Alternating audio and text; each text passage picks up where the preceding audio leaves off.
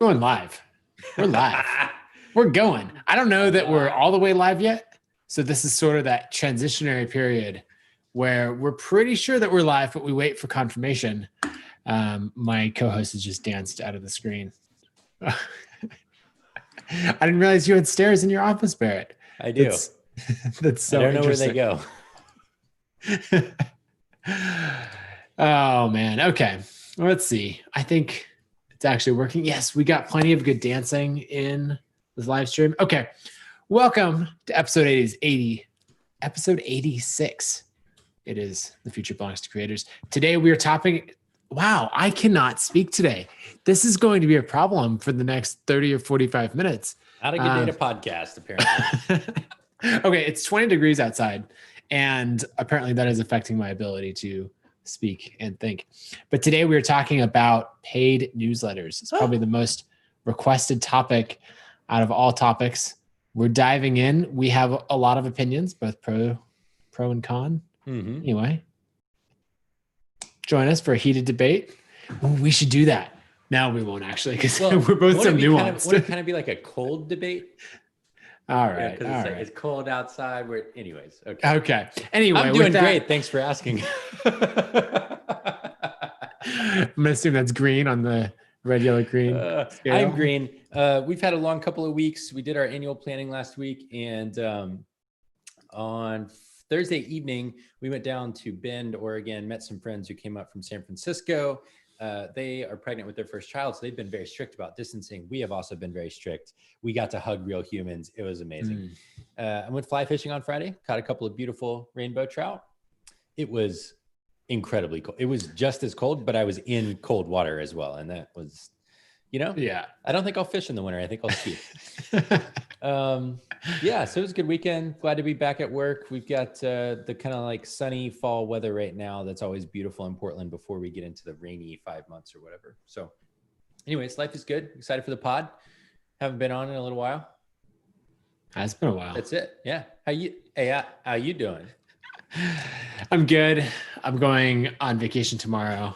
Just getting a little time away, which would be nice. Today's my day of all kinds of meetings, but it's been good. Just getting really plugged in on everything that's going on with the team. I will say it's really fun to have a big team. Big for us is, 55 people, 60 people. The reason that I say that is because you just have all these super smart people like doing their best work every week, and it adds up to a lot of things. A lot of things we're building and shipping. We'll talk about some of that today with paid newsletters coming out in a couple of weeks. And other details, but it's been fun to dive in with the team and help answer questions, see what they're working on. And, there's all kinds of problems. Like, I was working on all this tax research of, okay, we have a payments platform. Now we need to support VAT and all these other taxes. And then our engineering manager and our product manager on our commerce team were like, they were very nice about it, but they were basically like, go away. We have this. And I realized, yeah, you do. You're right. I'll go work on something else now. Perfect. And I that's got a long feeling. list. So yeah. Anyway, let's talk paid newsletters. Paid newsletters. First, why don't you introduce this, Barrett? It's been a big year for paid newsletters. Indeed. I'll give you a line. I'll give you listeners a line from our board meeting last week. One of our board members said, well, congratulations, you're an incumbent. And I thought it was just this great moment of like acknowledging where we are in our trajectory as a company. We've been around 7 years.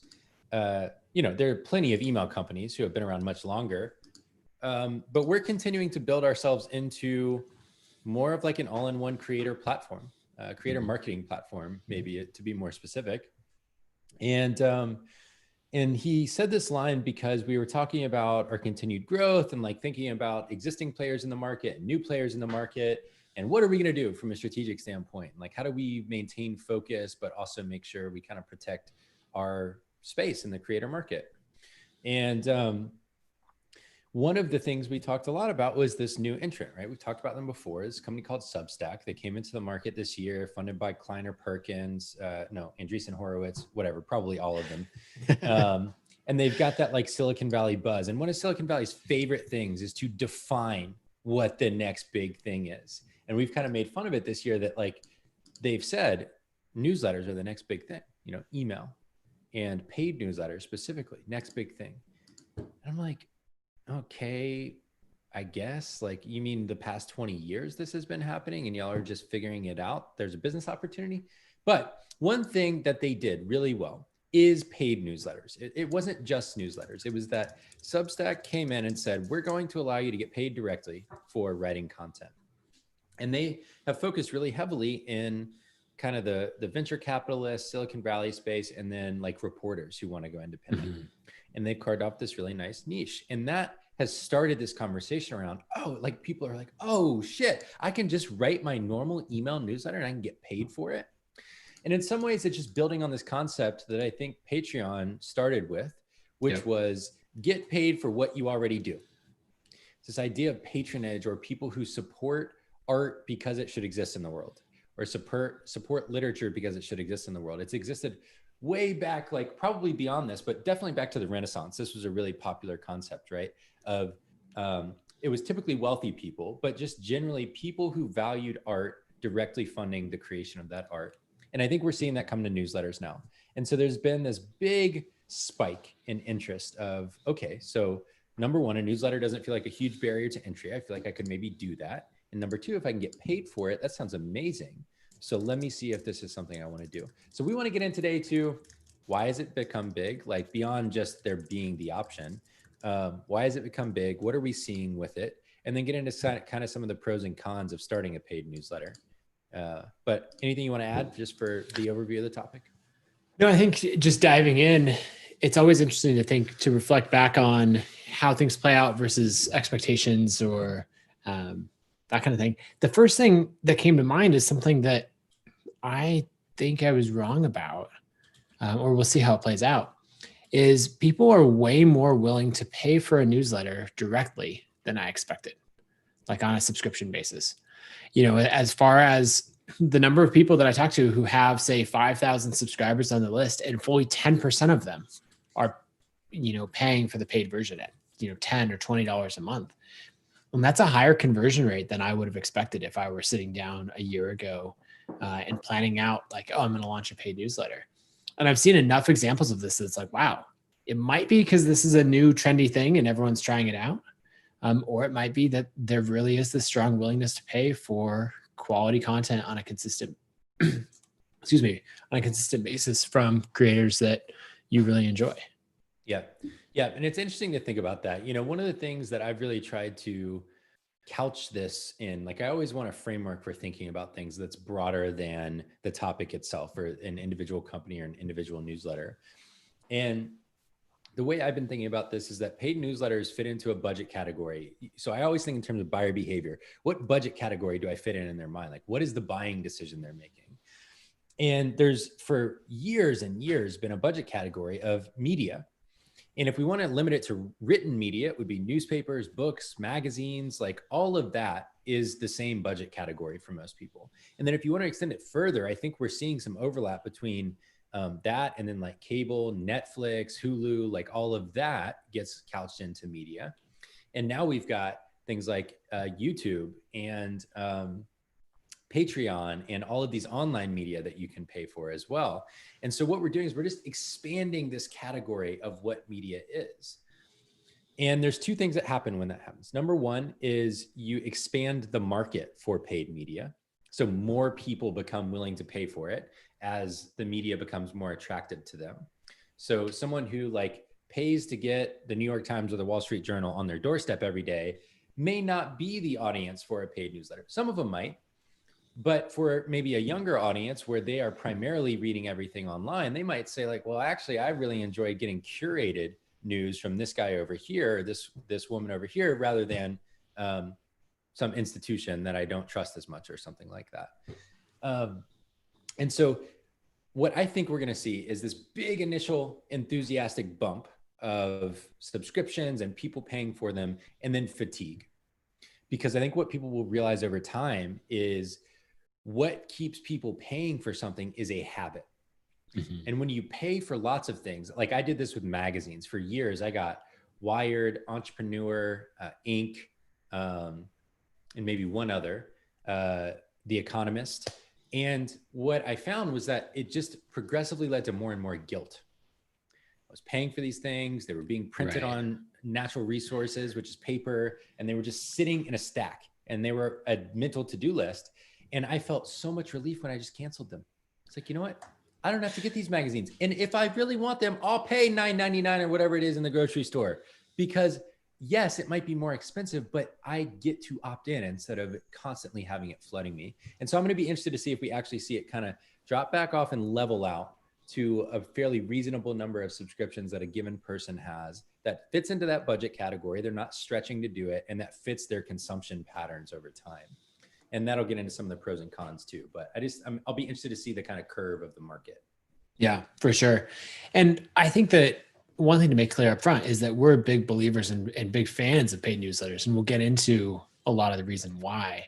Um, and so, just to share quickly with what's going on in ConvertKit is we, have the ability to launch free newsletters right now. I'll pull up mine that I have publicly just launched on. You can go to nathan.ck.page/newsletter.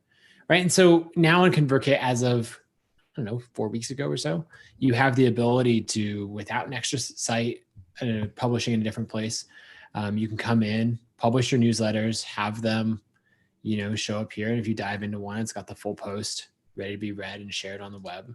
And a bunch of people have made these. It's been really fun to see creators launch that and say like, wow, I can just create in one spot. And that's really great.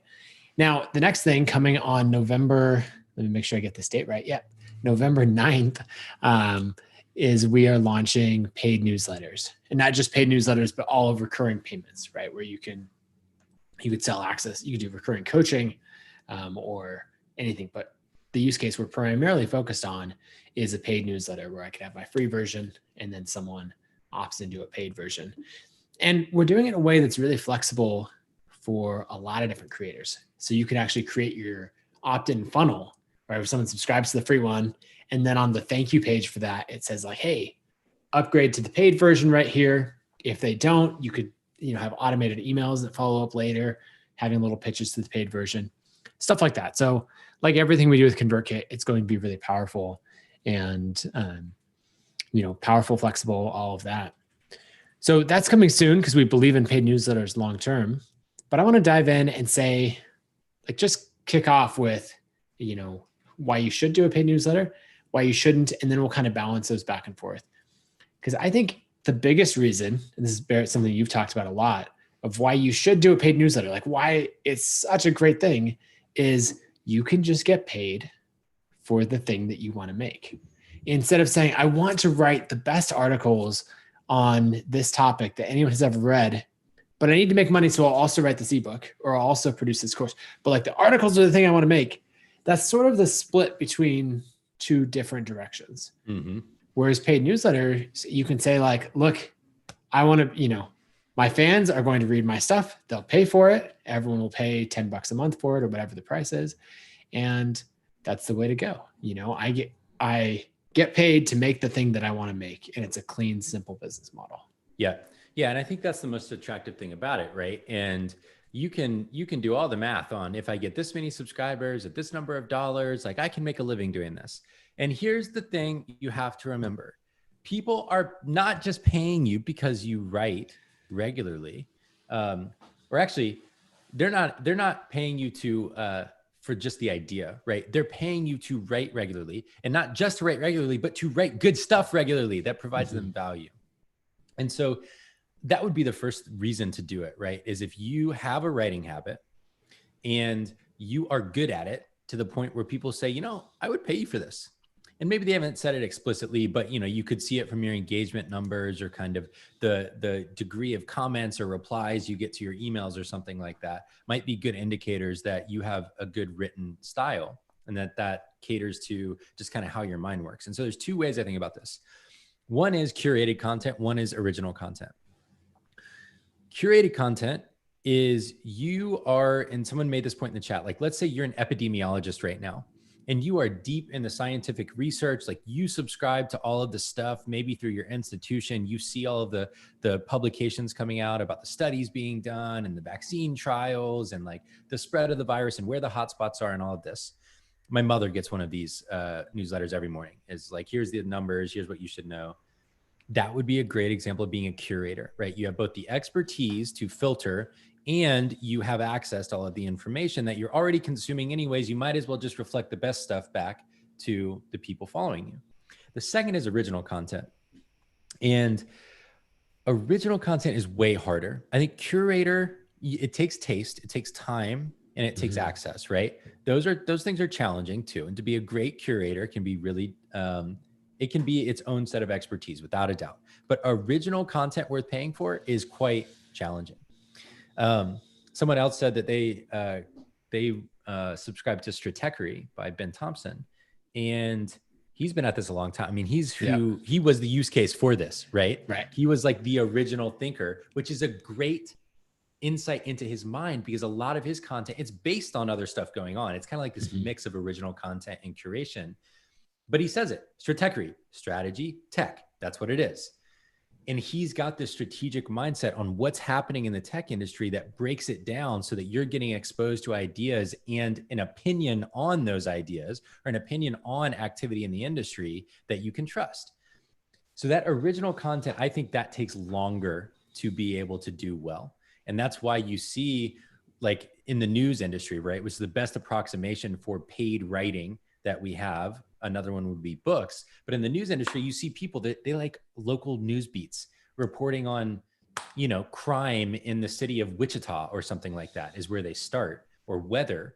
And then they slowly move up into progressive, like maybe they get one investigative piece every 3 or 6 months. And that's their chance to really build their skill set around something more original, more expansive. And then they go to a bigger city newspaper and then a bigger city newspaper. And then all of a sudden the New York Times is having you write their best investigative pieces. But it's like 15 years of work to get to really good original research content, right? And so anyways, I would just say like, those are the two reasons to do it. If you're on that path to writing great original content, this is a good way to fund it. Or two, if you're a great curator and you're already ingesting a lot of content that a certain type of person would be really interested in, could be a great topic for a newsletter.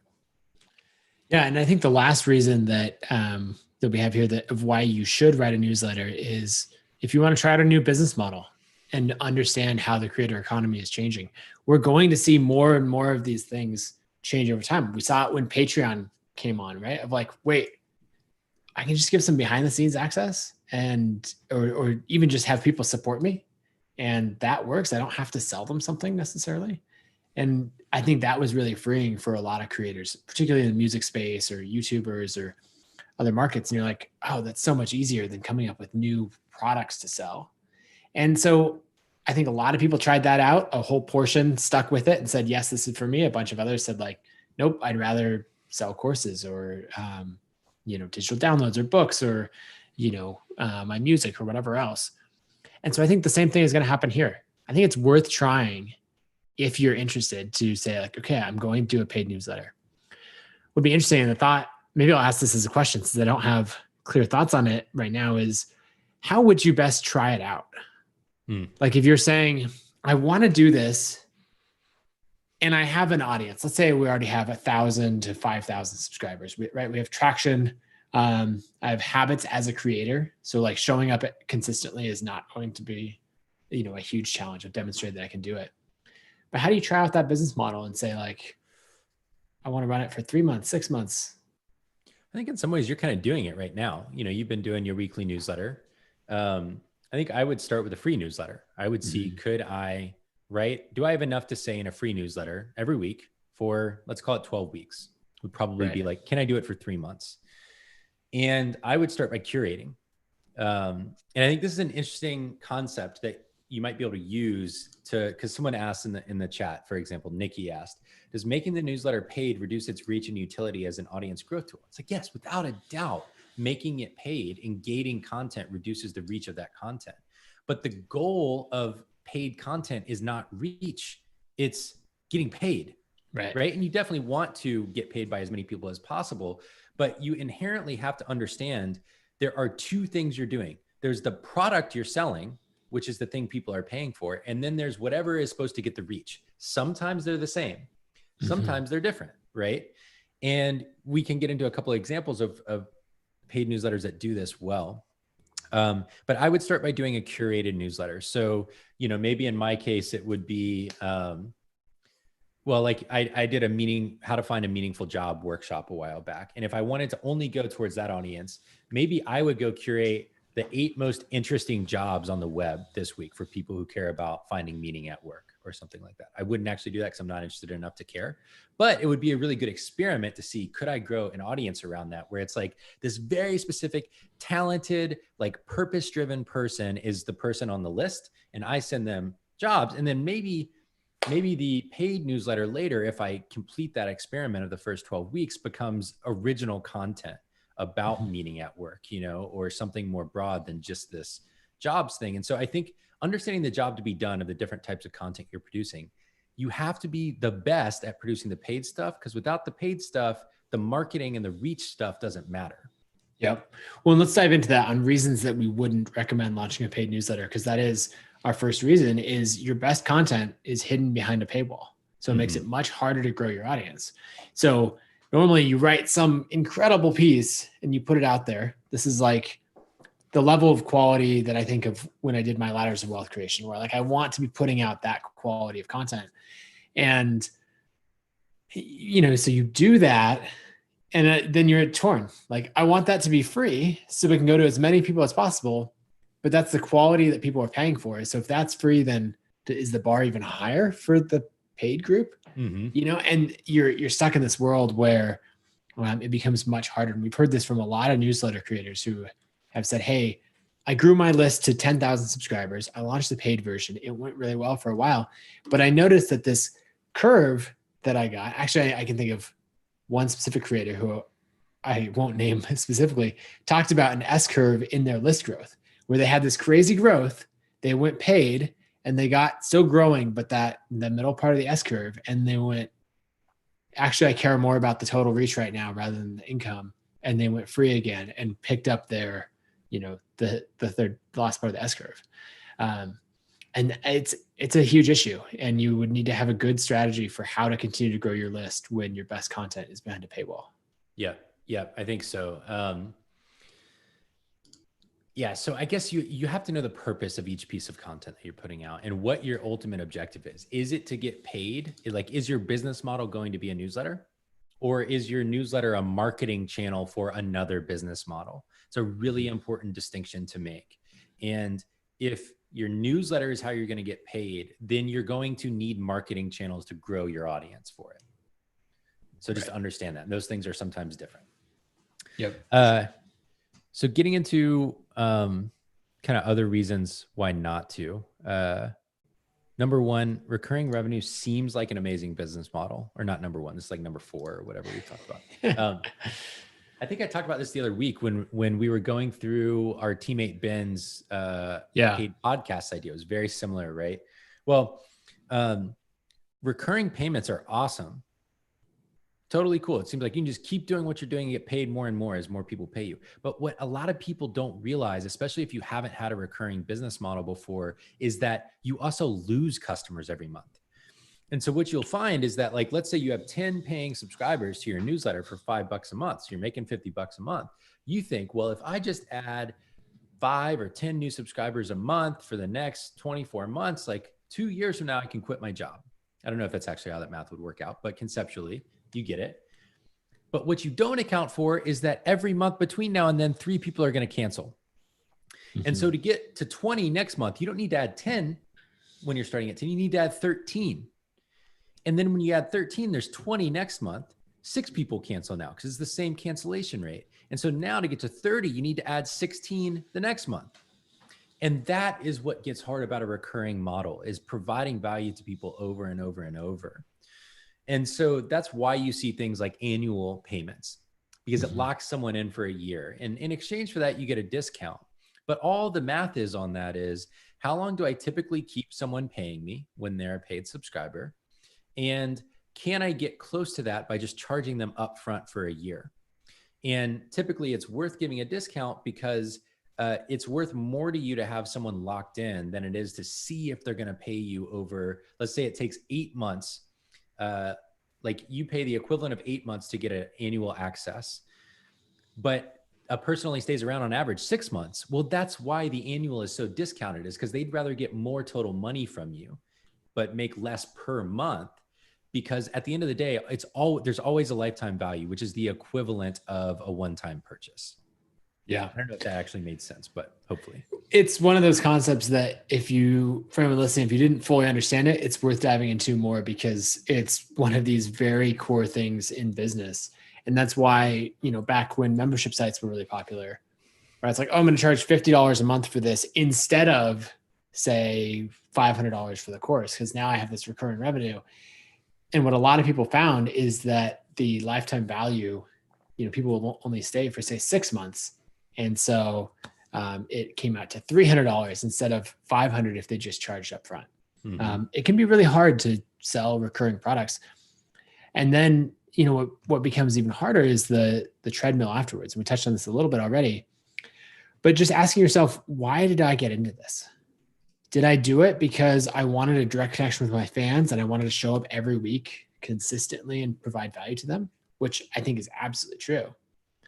But there's the other side of like, I did it for freedom. I did it so that I could take off for a couple of weeks and my business would be on autopilot and everything. And that gets a lot harder when people are paying you. You can't say like, oh, by the way, we're taking the month of December off from paid newsletters, because people are like, great, I'll be taking the month of December off from my payment as well. Right.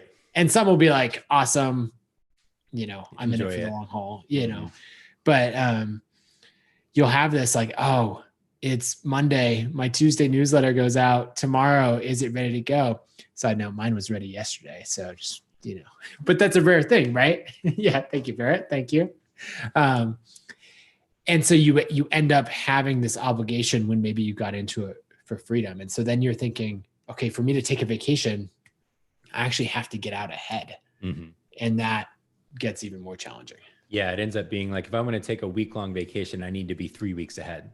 I need this week's, and then I got to have next week's, which is when I'm on vacation. But then I actually need to have the next week's as well, because I'm not going to have time when I get back from vacation to get it ready. And so, that's great. The professionals, that's what they do. Mm-hmm. It's ready to go. They don't complain about going on vacation. They just do extra work ahead of time to get it ready. But that doesn't change how hard it is and how much work goes into getting that done, right? It's difficult to get to that level. One thing that came to mind is, I think this is part of the reason that Substack has had a lot of success with journalists and people in the news space, because there's already this level of professionalism as a writer that's like far beyond what I have. If someone was like, hey, have 2,000 words on this topic by tomorrow morning, I'd be like, there's 3 hours left in my workday. I can't do it, but like a journalist would be like, that sounds like an average day of work. Yeah. Like that's normal. I'm a professional. I know how to do this. I have the systems. Let me go do 2 hours of research, and then I will sit down and I'll write this whole thing and I'll knock it out. And so for them, going from having an editor telling them that every day to like, whoa, if I work for myself, I cut out the editor, I cut out the publication, people pay me directly, and I only have to do that twice a week. Like, come on, this is easy, because they've built up that level of skill and that level of professionalism that they're like, yeah, I can do that, no problem. I think that we will see, if we think about secondary and tertiary impact of things like market changes, like paid newsletters, I think we'll see a growing demand for editors for the professionals in this, because I think that relationship change between I owe myself something because I owe it to my audience versus I owe my editor by today so that they can edit tomorrow to get it published the next day is a big shift. And so like, if I were going to do this, and obviously I'm coming from a place where like, it would be a side project. I have a full-time salary that can fund it. I would hire an editor, because that's the only way it's getting done. If I owe it to someone at the end of a day versus if I'm just like, well, I get it done when I get it done. So it'll be interesting to see if that becomes more popular. I wonder if someone creates a productized service agency of being an editor for, these paid newsletters, and you might have some version of it, right, where someone's coming in with their ideas and they have a brainstorming session with their editor who's asking them questions, who's trying to get like how can we come up with topic ideas for the next 25 newsletters in a 1 hour session? Our good friend Sean McCabe is really good at this of like, let me just interview you. And then like, before you know it, we've got 50 ideas written out. And then, kind of that next thing is great. Now, not only will I hold you accountable, but I'll also edit your content. Like anytime you work with a good editor, we have 2 or 3 really talented editors on the team at ConvertKit. And whenever I write for ConvertKit, my content goes through them. Whereas when I write for myself, I just publish it, and they come through and they're like this, but like that, and not this, that instead. And I'm like, oh, wow, it's so much better. And so having that editor providing that advice and help is really good. And then I wonder if the last thing that like this agency could do is take that content and then give it to you in like TweetStorm format. Oh, of yes, like great post, good job. Now post this as your Twitter thread. And that's and that's what we're seeing for a lot of paid newsletters. To go back to when your content is paid, how do you grow your audience? We're seeing a lot of people leverage Twitter. And so you could do this in a lot of different varieties. You could have it be YouTube, Twitter, Facebook, like whatever. It doesn't matter the platform, Instagram. They'll do a tweet storm. And I like to think of the tweet storm as being all the way up to the hook. The hook being like the thing that pulls you in and makes you want to keep reading. And so like, I'll preface my creator and resource of the day with an example of this. So the other day I was at a dinner party and I heard this story about an adolescent Italian boy who ended up spying against the Nazis at the age of 18 in World War II. And then you like go 3 or 4 more tweets. Like, so first he went up into the Alps and he helped Jews escape into Switzerland across the Italian border. Next, he went back and he was going to be drafted into the fascist army to go fight against the Russians. But his uncle got him an in with a general who he went to be an assistant for. And you'll never believe how he turned that into one of the most important spying operations against the Nazis in Italy during World War II. And then that links to your paid thing, like it gives enough information that it's worthwhile on its own. And you couldn't do this every time because people would get annoyed. It's like, okay, I'm following you for you to hook me in and then tell me to pay you. But that's a kind of example of how you would grow your audience for the paid thing without the paid thing needing the reach. Yeah. Yep. I think that's so good. I think that covers pretty well why you should and shouldn't do it. Like everything in the creative world, it's actually pretty nuanced. There's no cut and dry answer. And I think what we're seeing is it's a great option for the professionals who have the habits, who are ready to show up consistently. And it's going to be rough for someone who is like, I'm going to start a paid newsletter because it's trendy and exciting. Something else that comes to mind is that it just because it's the newest business model doesn't mean it's the be all end all. And something that I think we'll see a lot of is people running a paid newsletter and doing a course and putting out a book or some of these things. And so I think it'll be really important. This is something we're building into ConvertKit, is the ability to sell multiple types of things, right? So I can have my paid newsletter and then, sell coaching through the same platform, or to sell, my paid book or a one-off email course or anything else through that, because it's just going to change as you shift and learn what's right for you and what's right for your business. And we don't want you to have to switch platforms when you switch business models. Yep.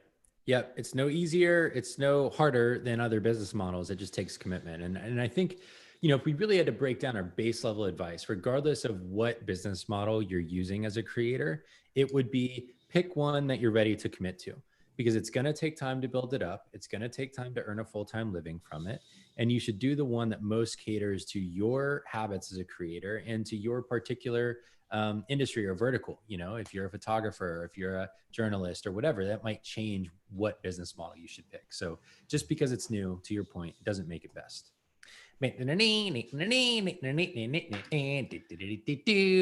Creator of the day. All right. My creator is a YouTuber from the UK named Ali Abdal. And Sean McCabe actually introduced me to his work. It's great. So he's a full-time doctor in the UK.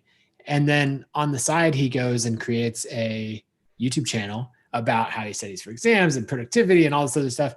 And then he grows it to 1.1, almost 1.2 million subscribers. Just great quality content. Production quality is really high. He's friends with people like Sean and Matt Regland and Charlie and, all our YouTuber friends. And he just tweeted today that he's going to switch over to ConvertKit. So pretty pumped about that. Excited to have him, but I've been enjoying his content, and you should check it out as well. That's pretty awesome. I didn't know that yet. Okay. My creator and resource of the day are Mark Sullivan and Beneath a Scarlet Sky. In the preface or whatever to the book, Mark, the author, talks about basically floundering to come up with a book idea. And it was a true story I was talking about in that example tweet thread. If he went to a dinner party and he heard this true story of this Italian boy, becoming a man during World War II. And he was like, wait, is that real? Has anyone talked about that? Like, is there a book on this? Is there a movie on this? This is incredible. And it turned out no. And so he went and found the guy who was still alive and interviewed him over like hundreds of hours and got the whole story. And this is a fiction book. So it's, I guess maybe it would be like historical fiction kind of category. He labels it as there's certain gaps that try as hard as he might, he couldn't fill in a few of these gaps. And because of that, he's labeling the book as fiction, but he has tried his absolute hardest to make it true to life. And if he could have filled in those gaps, he would have called it nonfiction. Yep. It is fantastic though. Like I read fiction at night before bed because it doesn't get my mind spinning in the same way that nonfiction or biography does. This one is hard to put down though. So that's the problem sometimes, right? Is you get one that you open up and then you can't put it down. It's like, I should go to sleep, but I want to keep reading. So this is one of those books. They're rare and few and far between, but if you like history and you like kind of like almost coming of age, like courageous stories, this is one of those good ones to check out. And I would love to meet Mark someday now. Like I would just love to hear the story of gathering all this information and digging in on the research on it, because I bet discovering it was as exciting, if not more, than the writing of it. So anyways. Yeah. I'll just add to that. This is probably my favorite book that I've read in the last 12 months. One of our team members, Chris, I recommended, okay. Now we're just recommending great books. I gave her a book called Red Notice, which is about this businessman from the UK who goes into Russia after the fall of the Soviet Union and like starts a hedge fund and all this stuff. It's wild. He ends up like almost getting assassinated by the government and all kinds of stuff. So check out Red Notice if you haven't already. And anyway, so I gave it to Chris, one of our coworkers, and she loved it, read it really quickly. And she was like, if you enjoyed this, you're obviously going to like Beneath the Scarlet Sky. And it's just so good. I've recommended the last bit, and then we'll wrap up. The other week we were having our kind of like social time as an executive team after planning, and we were talking, everyone was saying how they've been reading more during the pandemic. I was like, God, I feel horrible about myself. I've been reading like not at all. I played, a game on my iPad and watched TV series right now because I have no energy left at the end of the day. And I said that to my wife and she was like, what are you talking about? You read every day. I was like, I don't read every day. I don't read anything. She was like, how many novels have you read this year? I was like, it doesn't count. What do you mean novels? But her point was like, you've read a dozen books or something this year, you bozo. You can't not count them just because they're fiction. Anyways, she told me to take credit for the actual reading that I do. So hence the recommendation, the end. That sounds good. Well, that's it for today. If this is helpful, drop a note in the comments, send us an email, any of that.